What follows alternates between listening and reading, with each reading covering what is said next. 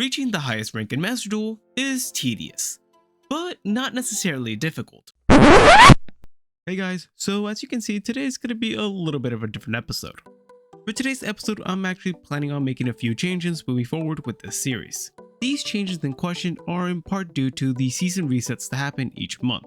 I found that these resets make it very difficult to progress through this challenge, and I hope that with these changes I'm about to make, this should help us with reaching our main goal for the series. With that being said, allow me to show you what exactly is going to be different moving forward. First, we're going to be increasing the amount of gems I'm allowed to spend each episode from 1500 to 2000. This change might not seem all that big at first sight, but it should be monumental moving forward since it's going to significantly increase the odds of me pulling important staples from the secret packs we unlock, which should in turn make our decks a lot more viable. The second change will be increasing the amount of duels I engage in every episode, going from 10 to 15. I think this change should be fairly self-explanatory on its own. Now, the last change moving forward is going to be the implementation of a reward/penalty system. I saw this get suggested in my comment section for the last episode, and needless to say, I was very intrigued. The way the system will work will be based on my record at the end of each episode. The losing record, which includes a record of 0-15 all the way to 8-7, will result in me having 500 less gems to spend on the next episode, or me having to dismantle a card in my collection. I'll let you guys give me your thoughts in the comment section below as to which one you think is more preferable. While a winning record, which would include a record of 10-5 all the way to 15-0, will result in me having 500 extra gems to spend on the next episode. Also, give me your thoughts in the comment section below. Do you think there should be an extra big penalty and/or extra big reward if I go 0-15 and/or 15-0? I'd love to hear your guys' thoughts in the comment section. However, for today's episode, we're going to be doing something completely different. The new season is up now, and we're back at Silver 5. That's why I wanted to make this episode special. Today's main focus is going to be getting us back on track and getting us back to gold. Now, I'm not sure as to how many duels this is going to take exactly, and for that reason, we're going to be spending a good amount of gems for today's episode. 3,250 gems to be exact. With that being said, let's get to it. Alright, so here we are at the card shop, and remember that number I mentioned at the beginning? 3,250 gems. That number wasn't just pulled out of thin air. I actually chose this number in particular because I was actually planning on opening the last 3 bundle packs we had left, plus an additional 10 packs from any secret pack we may unlock in today's episode. This should be more than enough to get us all the way back to our goal of reaching gold by the end of today's episode. Alright, with that established, let's get to it. Alright, so we're beginning today's pack opening with the Effect Veiler pack first. Initially, the Veiler pack looked fairly promising at first glance. It showed us that it contained at least 5 super rares within. The first pack didn't contain all that much, besides a copy of Varam, the Magistus Divine Dragon. A pretty decent synchro monster with an interesting strategy tied behind it, that might be worth looking into later on. The next 2 packs in particular didn't have all that much of interest, so we went ahead and skipped over them. As for pack 4, there was actually something worth mentioning, that being Chaos Beast. Unfortunately, this card isn't all that playable for us, at least at the moment, due to its level and material requirements. Our deck isn't able to easily make level 6 synchro monsters, and we don't have all that many light monsters in particular as well, so we'll have to hold off on that for now. Pack 5 finally gave us something genuinely good for our deck, that being Ancient Warrior Loyal Guan Yun. A magnificent card that's definitely worth considering for the main deck. Pack 6 was super disappointing since we had picked up a copy of Ep.7. Don't get me wrong, this is a great monster, however the disappointing part of it was that it was a rank 6 monster when I thought it was a rank 7. So it's pretty much unplayable for our deck. We don't have all that many level 6 monsters, at least none that synergize with our deck at the moment. Pack 7 we pulled a copy of Kit, a phenomenal card if we ever conjure up a Tri-Brigade engine. Pack 8 was the last pack worth mentioning, since we ended up getting a copy of Liberty at last. A card that could be powerful, but it's far too reliant on our opponent. However, it is still worth considering for the main deck. In typical fashion, we pulled very few playable cards for our deck, but at least we did unlock 8 secret packs from this bundle pack. Next up, we have the Lightning Storm pack. This pack started off marginally better than the last. We did have 4 supers and 1 ultra rare displayed, so hopefully we get better pulls from this pack. Pack 1 had a pretty strong start. We ended up pulling a copy of Dragdown and Burning Dragon. Dragdown in particular is a great card once we start prioritizing shrinking the size of our deck. Pack 2 was only okay. I got my hopes up when I saw a Stardust Synchro card, but then I was disappointed to see that it was a Stardust Assault Warrior, a card that's kinda mid instead of its counterpart, that being Stardust Charge Warrior. Additionally, we also did pull a copy of Koraz, a fairly powerful Monarch monster. However, I don't know how all that well we can utilize tribute monsters. Pack 3 was incredibly frustrating since we had pulled a second copy of Ep.7, so that's a little rough. Pack 4, 5, and 6 contained pretty much nothing of note. However, Pack 7 was great. In this pack, we ended up pulling a copy of Coral Dragon, a phenomenal monster that would be a great addition to our deck once we find a good engine to facilitate it. Pack 8 pretty much had nothing worth mentioning.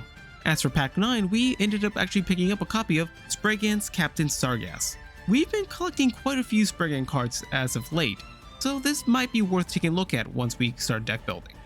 The last pack had only one card worth mentioning, that being Champion's Vigilance, which was just a worse copy of our 10E trap card. Somehow this opening was worse than the first one, and at that we only unlocked 3 secret packs from it. Let's hope that the last bundle pack does marginally better than this, at least. Last up for the bundle packs, we had the Nibiru pack, and off the rip this pack looked insane. Boasting 6 super rares and 1 ultra rare, my hopes were very high. Pack 1 contained a copy of Update Jammer, an incredibly powerful Link monster if we were boasting a cyber strategy. Right about now, I was kind of regretting my choice of not starting off with the Salamangreat structure deck. Pack 2 had pretty much nothing worth mentioning. In contrast, Pack 3 was kind of insane. In this pack, we actually ended up getting a copy of Medora, an incredibly powerful monster from the Shizu monster cut lineup. Pack 4 continued to bless us with great cards. Here we unlocked a copy of Hierophant the Prophet, a rank 7 spellcaster, part of the Spellbook archetype. Pack 5 was very interesting. In this pack we ended up picking up 2 very powerful cards, those of course being Danglong and Starleech Safer. Both cards are extraordinarily tempting to try out, but we just don't have the collection to make good use of them. Pack 6 was phenomenal, since here we ended up finally picking up a copy of Dogmatica Punishment, a card that I've been chasing for a good while now. But unfortunately this is where all the good cards kinda stopped. Pack 7, 8, 9, and 10 didn't have all that much to speak of. The only card worth mentioning from here was possibly the Preparation of Rites, an incredibly powerful ritual support card that would be great if we were actually piloting a ritual deck. Also, it does give us access to Illusion a lot easier, however we don't have much use for it quite yet. Overall, this pack opening was a lot better, significantly better at that. But now we have to make our decision as to what secret pack we're gonna go into. While looking through all my secret packs, I didn't quite realize just how many great packs were available to me. There was 5 in particular that caught my eye: the Shizu pack, the Sword Soul pack, the Spellbook, Tenyi, and finally Witchcrafter pack. In the end, I ended up choosing the Witchcrafter pack. I rolled out the Ishizu pack because it didn't offer all that much for me, plus the other Ishizu monsters were banned. The Sword Soul pack and Tenyi pack were eliminated for the same reason.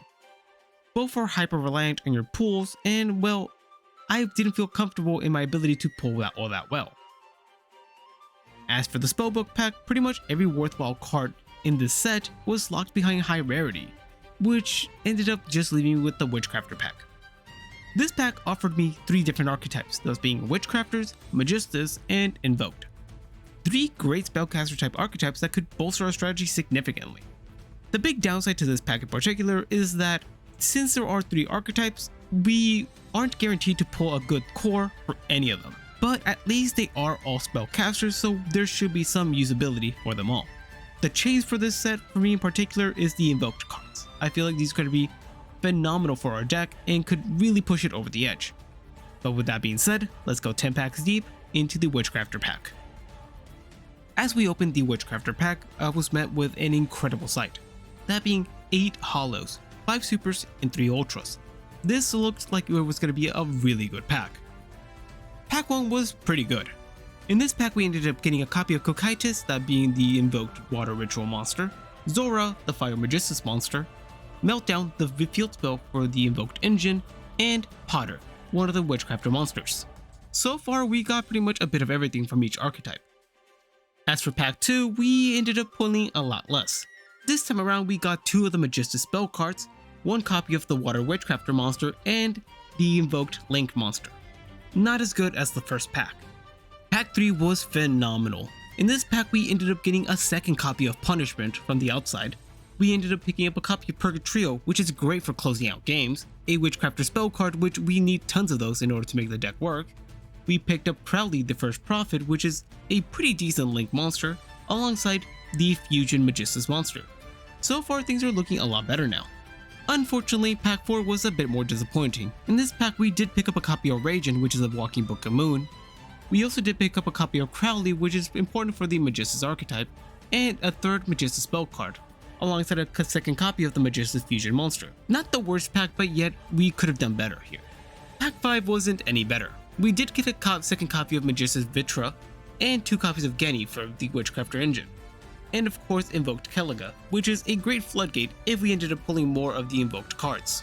Notable cards for pack 6 were the fact that we did get its third copy of Genny, and a copy of Witchcrafter Unveiling. So far, at least our Witchcrafter engine is looking not half bad. Additionally, we did also end up pulling the ultra rare Magistus Xyz monster. However, I'd much rather have pulled a copy of Alistair the Invoker or Invocation, 2 cards that I believe are crucial to our strategy. Pack 7 was awful. The only card that was notable here was a copy of Witchcrafter Holiday. As I said, we've been slowly collecting all the Witchcrafter cards, however, it doesn't seem like we've been pulling all that many spell cards. Pack 8 was somehow worse. In this pack, the only notable card we pulled was 2 Magistus monsters, those being another copy of Zora and the rare copy of the Magistus Xyz monster. At this rate, we might just be playing Magistus. Pack 9 wasn't all that great either. We did pull another Magistus monster plus a copy of Schmitta for the Witchcrafter engine, and a second copy of Magical Meltdown. The only way this pack opening gets saved is if we end up in the last pack pulling a copy of Alistair alongside Invocation, but things aren't looking all that great. We're finally at pack 10, and this pack looked very enticing. We had 2 ultra rare hollows in the correct side, so let's see what we pulled. Unfortunately, we did pull an invoked hollow monster, however it was the wrong one. We pulled Invoked Elysium, a kind of mediocre fusion monster for the invoked engine, and the other ultra was Witchcrafter Golem Aruru, a monster that isn't half bad, however not the card we were looking for. Overall, these packs were a bit underwhelming, so let's see what we can muster up for today's episode. Alright, so as you can see, we're rolling up with a Magistus Dark Magician blend.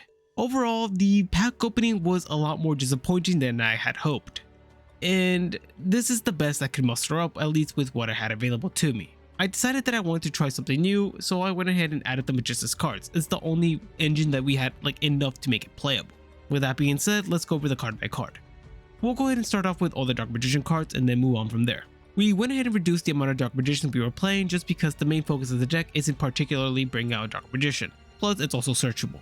Of course, we're still on 3 Magician Souls because it's the best card of the deck, 1 Rod because it interferes with all the other normal summons of the deck, 1 Dark Magician Girl because we still need her, and 2 copies of Illusion of Chaos.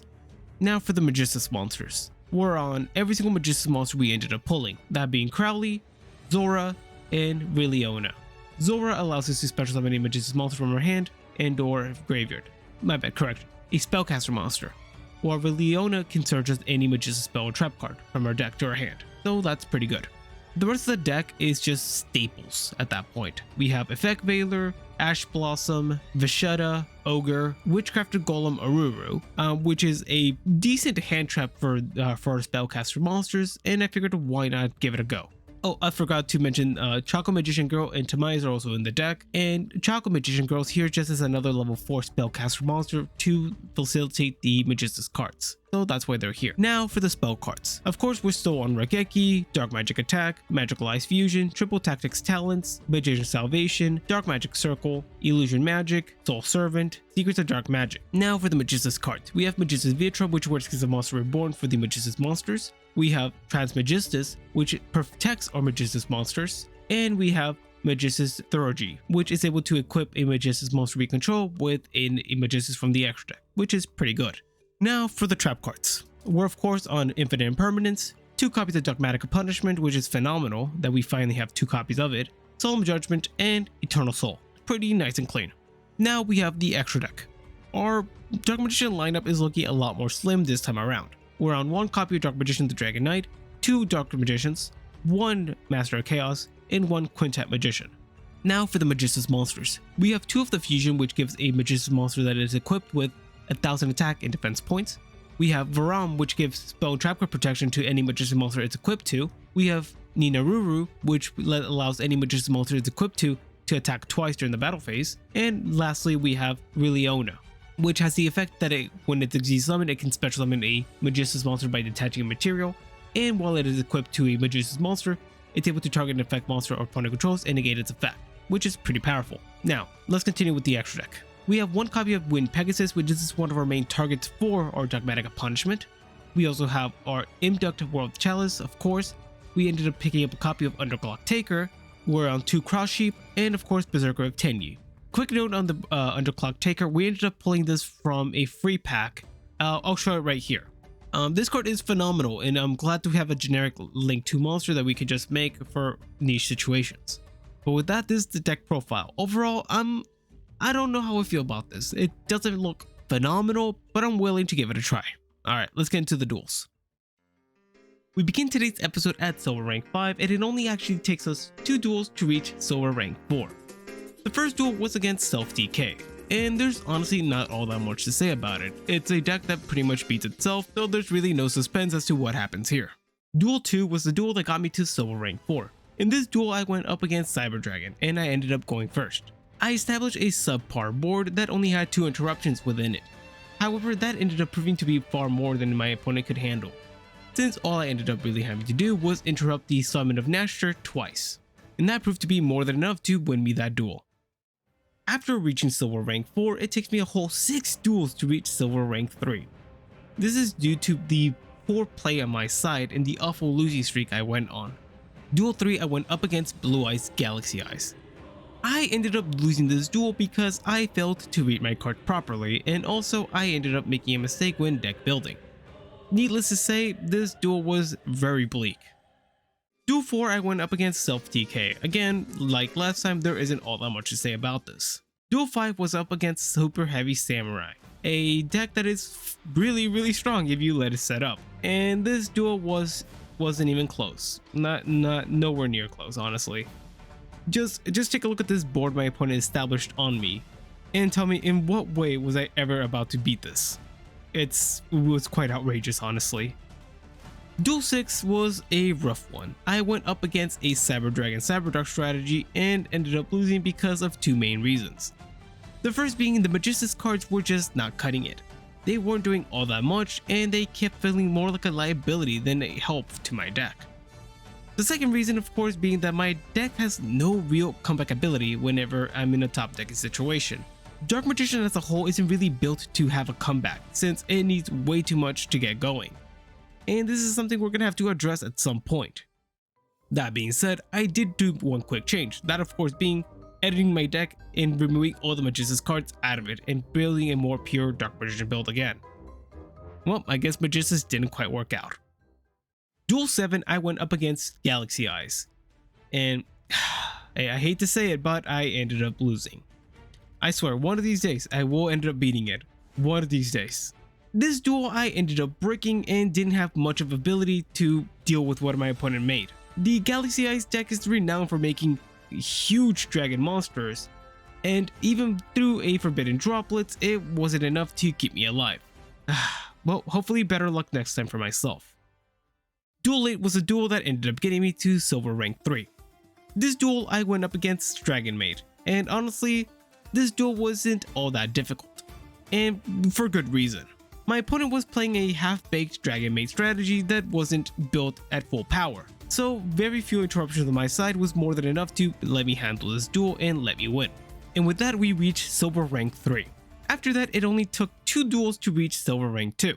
Duel 9 was up against a starter deck, more specifically the Dragon starter deck, and honestly, I'd be shocked if I lost against this deck. As you can see, this is just the basic starter deck, so there wasn't all that much suspense as to whether or not I would win this duel. Duel 10 was my rank up duel, and I ended up going up against a Blue Eyes player playing some form of Blue Eyes Albaz strategy of some sort. This duel was primarily decided by my Kashtira Ogre, who ended up being the MVP of this duel and put in hella work. To be honest, this duel was never really all that close, and honestly, Kashtira Ogre was far too much pressure for my opponent to handle. Kashtira Ogre kept on getting rid of very important cards in their deck to the point that they couldn't really play all that well. But with that, we're back on a winning streak again.